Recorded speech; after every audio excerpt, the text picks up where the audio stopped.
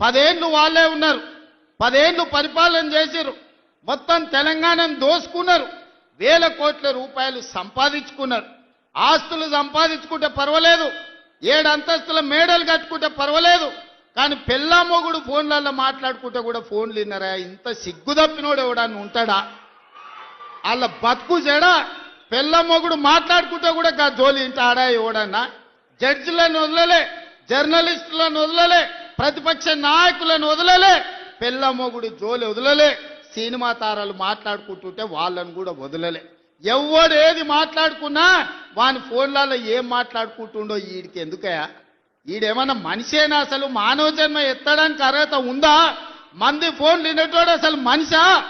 అన్నం తినేటోడు ఎవడన్నా పెళ్ళ మొగుడు మాట్లాడుకునేది వింటారా? అట్లాంటి సన్నాసులకు మన పోలీసు వాళ్ళు నోటీస్ ఇచ్చారు. మా జాతిపితకు నోటీస్ ఇస్తారని. ఎవరికిరా నువ్వు జాతిపితవు? ఎవడు నీ జాతి? వినోద్రావు నీ జాత? ఎర్రబల్లి దయాకరావు నీ జాత? కుక్కడపల్లి కృష్ణారావు గారు నీ జాత? లేకపోతే తన్నీరు హరీష్ రావు గారు నీ జాత? నీ జాతికి పిత ఉండొచ్చు, మాకు మా నల్గొండకో లేకపోతే మా పాలమూరుకు నీ జాతితో ఏం పని? నీ జాతి ఏంది? నీ నీతేంది? నీలాంటోడు జాతి పితయి పెళ్ళ మొగుడు జోలి పెట్టుకుంటే కూడా ఫోన్ లేనే సన్నాసి నువ్వు జాతి పితవంటే ఎవడన్నా ఉంటే ఆత్మహత్య చేసుకుంటాడు, బాయిలో దుంకి చచ్చిపోతారు. సిగ్గుతోని తల వంచుకోవాలి. ఇట్లాంటి ఘోరమైన క్రూరమైన నేరాలు చేస్తే పోలీసు వాళ్ళు పట్టుకొచ్చినట్టు వానికి ముఖానికి ముసుగు తొడిగి కండ్ల కాడికి ఇట్లా పొక్కలు పెట్టి పట్టుకొస్తారు. ఆయన ముఖం మందికి చూపియొద్దాడు. మన పోలీసు వాళ్ళు పిలిచినప్పుడు హరీష్ రావును కేటీఆర్ని అందరినీ ముఖానికి ముసుగు తొడిగి పట్టుకొచ్చేది ఉండే, లేకపోతే ముఖానికి మసి ఊసి పట్టుకొచ్చి పోలీసుల ముందర పెట్టేది ఉండే. పోలీసు వాళ్ళు మంచోళ్ళు కాబట్టి ఏమనలేదు. మా జాతిపితకు నోటీస్ ఇస్తావా?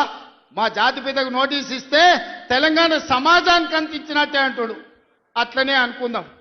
ఒకవేళ మీకు నోటీస్ ఇస్తే తెలంగాణ సమాజానికి ఇచ్చినట్టే అంటున్నావు కదా, మరి నీ జన్వాడలో ఉన్న ఫామ్ హౌస్ మా తెలంగాణ ప్రజలదా? నీకు నోటీస్ ఇస్తే మరి తెలంగాణ అందరికి ఇచ్చినట్టయితే నీకున్న ఎర్రవల్లి ఫామ్ హౌస్ తెలంగాణ సమాజం అందరికి ఇస్తావా? జన్వాడలో నీకున్న ఫామ్ హౌస్ అందరికి ఇస్తావా? మొయినాబాద్లో హరీష్ రావుకున్న ఫామ్ హౌస్లో అందరినీ రాణిస్తావా? మీ టీవీలు మీ పేపర్లు మాకు ఇస్తావా? వేల కోట్ల రూపాయలు తెలంగాణను కొల్లగొట్టిన దాంట్లో తెలంగాణ నిరుద్యోగులకు ఏమని ఇస్తావా? ఎమ్మెల్యేలు, ఎమ్మెల్సీలు, రాజ్యసభలు, లోక్సభలు, మంత్రులు, ముఖ్యమంత్రి అన్ని మీరే తీసుకున్నావు. తెలంగాణ సమాజానికి ఇచ్చినవా? ఒక్క శ్రీకాంతాచారి తెలంగాణ కోసం ప్రాణత్యాగం చేస్తే శంకరమ్మ ఎక్కడుందో కూడా తెలియదు వాళ్ళ తల్లికి. కనీసం మొట్టమొదట తెలంగాణ కోసం ప్రాణత్యాగం చేసుకున్న శ్రీకాంతాచారి తల్లి కూడా చిన్న బాధ్యత ఇవ్వకపోతివే. జాతిపిత అంటే ఎవరయ్యా అంటే తెలంగాణ కోసం సర్వం త్యాగం చేసిన ప్రొఫెసర్ జయశంకర్ జాతిపిత అవుతాడు. లేకపోతే ఆంధ్రప్రదేశ్లో పార్టీ చచ్చిపోయినా, తెలంగాణలో అధికారం కోల్పోయినా, కేంద్రంలో ప్రభుత్వం పోయినా పర్వాలేదు అని తెలంగాణ రాష్ట్రం ఇచ్చిన సోనియమ్మ తెలంగాణ తల్లి అయితే తప్ప నీలాంటి దోపిడీదారుడు, దొంగ, లుచ్చ నువ్వెట్లా జాతిపితమవుతావని నేను అడగదలుచుకున్న. మిర్యాలగూడ నుంచి సిగ్గులేని మాటలు మాట్లాడతారు. ఇవాళ చేసిన తప్పులకు తల వంచుకొని ముక్కు నేలకు రాయాలి. తెలంగాణ సమాజం ముందల తెలంగాణ సమాజాన్ని క్షమాపణ అడగాలి తప్ప ఇవాళ ఇంకా సిగ్గులేని మాటలు మాట్లాడుకుంటా బీఆర్ఎస్ వాళ్ళు తిరుగుతారు. ఇక ఈడ కూడా మీ దగ్గర ఒక ఆయన ఉన్నాడు, నక్కచిత్తుల భాస్కర్ రావు అని. ఎవడయా భాస్కర్ రావు? ఎవడు? జానారెడ్డి చెప్పులు మోసినోడు కాదా? జానారెడ్డి ఇంట్లో నీళ్ళ సీసాలు మోసినోడు కాదా?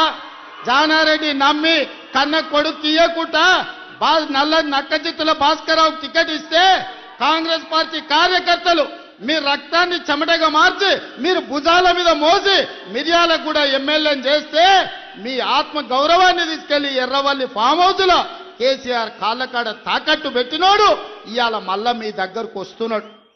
గాయన మనకు నాయకుడు. ఒక్కసారి ఆలోచన చెయ్యండి. ఇవాళ ఈ నక్కచిత్తుల భాస్కర్ రావు ఇవాళ మనోళ్ళు నామినేషన్లు వేస్తే బెదిరిస్తుండంట మీరు వాపసు తీసుకోవాలని. చింతపండు అవుతుంది భాస్కర్ రావు, నువ్వు అనుకుంటున్నామేమో. ఈ వేదిక మీద ఉన్న మేము ఎవరం జానారెడ్డి లాగా పెద్ద మనసు ఉన్నోళ్ళం కాదు. చింతపండు అవుతుంది నువ్వు అనుకుంటున్నామేమో. నీ తెలివితేటలన్నీ కత్తిపెట్టు, పోతావు మళ్ళా ఖమ్మం ఇట్లకెళ్ళ కూడా ఉండవు. నువ్వేదో తెలివితేటలు అనుకోని ఇక్కడ ఉన్నోళ్ళని బెదిరిస్తా నాకు జానారెడ్డి సార్ తెలుసు, నాకు రఘువీరెడ్డి సార్ తెలుసు, లేకపోతే నాకు సుఖేందర్ రెడ్డి సార్ తెలుసు, ఈపులు వలిగేటప్పుడు అడ్డం వస్తారు అనుకుంటున్నామేమో. ఎవరు అడ్డం రారు, వాళ్ళందరూ నాకు చెప్పారు పలగాల్సిందే చింతపండు కావాల్సిందే భాస్కర్ రావు కానీ. వాళ్ళందరిని అడిగినా ఏం సంగతి అని, ఇక ఏం లేదు చింతపండు కావాల్సిందే, చింతపండు చేయని చెప్పారు. అందుకే కాంగ్రెస్ పార్టీ కార్యకర్తలకు నేను చెప్పదలుచుకున్నా, ఎవరు భయపడాల్సిన పని లేదు. ఇట్లాంటి నక్క చిత్తులో చాలా మంది వస్తుంటారు. ఈ వినయాలన్నీ మన దగ్గర వనికిరావు. నమ్మి ఎమ్మెల్యేని చేస్తే నాగార్జున సాగర్ ఉప ఎన్నికలు జానారెడ్డిని ఓడగొట్టడానికి ఇల్లు తిరిగిండు. ఇంతకంటే మోసగాడు ఎవడని ఉంటాడా? ఇట్లాంటి మోసగాళ్ళని గెలవనిచ్చారంటే మిర్యాలకు కూడా గౌరవమే పోతుంది. అందుకే మిత్రులారా, ఈ మున్సిపల్ ఎన్నికల్లో ఈ వేదిక మీద నుంచి నేను ఒక్కటే మాట చెప్పదలుచుకున్నా. మిర్యాలగూడ నల్గొండ జిల్లాలో ఉండే 18 మున్సిపాలిటీల మీద నాకేం ఆలోచన లేదు, నాకేం రంది లేదు. 100% మీరు గెలిపిస్తారు, నాకు నమ్మకం ఉంది. కానీ రాష్ట్రంలో 123 గెలిచి తీరాలి. ప్రజలకు ఈరోజు సంక్షేమం అందాలి అంటే, తెలంగాణ రాష్ట్రం అభివృద్ధి జరగాలి అని అంటే, ఈ 2 ఏళ్లలో తెలంగాణ మున్సిపాలిటీలలో 17,472 కోట్ల రూపాయలు మనం ఖర్చు పెట్టినాం. కేవలం నల్గొండ జిల్లా మున్సిపాలిటీలకు 2,028 కోట్ల రూపాయలు ఖర్చు పెట్టినాం. మీ మిర్యాలగూడ మున్సిపాలిటీలో 295 కోట్ల రూపాయలు నిధుల మంజూరు చేసినాం. ఇవన్నీ మీ సమస్యలకు పరిష్కారం సరిపోతాయంటే సరిపోవు. భవిష్యత్తులో 1000 కోట్ల రూపాయలు తీసుకొచ్చి మీ మున్సిపాలిటీలను అభివృద్ధి చేసే బాధ్యత నాది. ఏ జాతికి నువ్వు జాతి పిత, ఏ జాతి అని మాట్లాడుతున్నారు. వాడికి నేను చెప్తా ఉన్నా, ఏ జాతి అని అవాకులు చెవాకులు పేలుతున్నా అల్పుడికి అల్పులకు చెప్తా ఉన్నా. రాజ్యతంత్రం నడిపిన రాణి రుద్రమ్మ జాతి మాది. జల్ జంగల్ జమీన్, జల్ జంగల్ జమీన్ అని కొట్లాడిన కొమురం భీముడి జాతి మాది. అస్తిత్వం కోసం అమరులైన సమ్మక్క సారలమ్మల జాతి మాది. కోటల మీద జెండా ఎగిరేసిన బహుజన వీరుడు సర్వాయి పాపన్న జాతి మాది. భూస్వామిల దోపిడీ మీద పోరాడిన దొడ్డి కొమురయ్య జాతి మాది.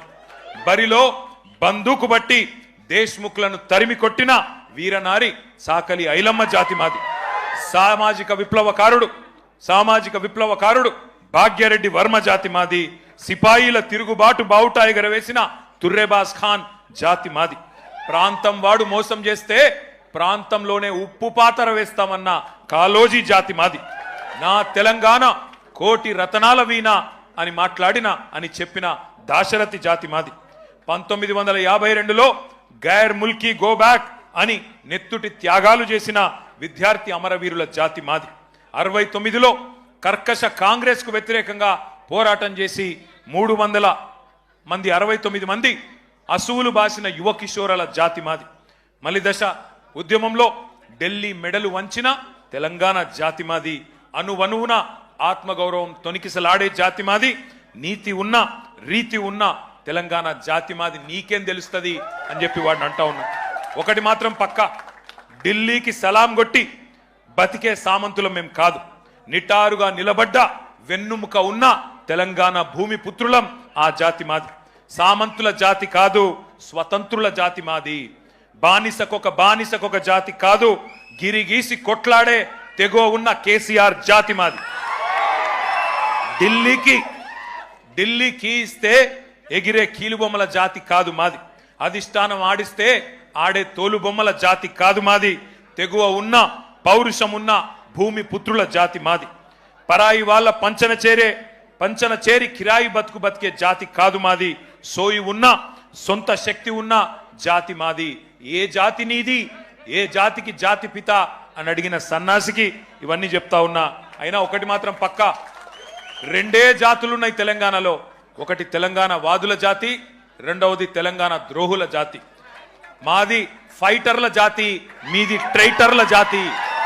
మాది కేసీఆర్ లాంటి ఫైటర్ల జాతి, నీది మరి ట్రైటర్ల జాతి. గుర్తుపెట్టుకో. ఒకటి మాత్రం పక్క, కేసీఆర్ అన్నాడు చెప్పుకోలేదు నేను జాతి పితనని. ప్రజలు పిలుచుకున్నారు. ఎవరైతే స్వాతంత్రం తెచ్చిండో తమ జాతికి ఆయనను జాతిపితగా ప్రజలు పిలుచుకుంటున్నారు. పెద్ద మనిషి, మా తెలంగాణకు బాపు లాంటి పెద్ద మనిషి కాబట్టే ఇవాళ నేను గర్వంగా చెప్తున్నా ఒక కొడుకుగా. సర్వసాధారణంగా ఏ తండ్రి అయినా ఆ కొడుకుకి ఆ పిల్లలకి హీరో ఉంటాడు. కానీ నా తండ్రి ఇలా తెలంగాణకు హీరో, అది తెలంగాణకు జాతికి మొత్తానికి హీరో. ఇది వాస్తవం. కొంతమంది మాట్లాడుతున్నారు ఆనవాళ్లు చెరిపేస్తామని. ఆనవాళ్లు చెరిపేస్తాం కేసీఆర్ అని మాట్లాడుతున్నారు. కేసీఆర్ గారి జన్మదిన సందర్భంగా నేను చెప్తా ఉన్నా, తెలంగాణనే కేసీఆర్ ఆనవాళ్ళు కదా, తెలంగాణనే కేసీఆర్ ఆనవాళ్ళు కదా, తెలంగాణ రాష్ట్రమే కేసీఆర్ ఆనవాళ్ళు కదా. దాన్ని ఎట్లా జరిపేస్తావురా సన్నాసి? నువ్వు మమ్మల్ని ఎన్ని తిట్టినా, ఎన్ని బూతులు మాట్లాడినా ఒకటి మాత్రం వాస్తవం, ఆయన ఒక శిఖరం, నువ్వు ఒక శునకం. ఆయన ఒక శిఖరం, నువ్వు ఒక శునకం. నీ స్థాయి గదే, నీ బతుకు గదే. అందుకే నీకంటే ఇవాళ తెలంగాణలోని పుట్టిన ప్రతి బిడ్డకు తెలుసు.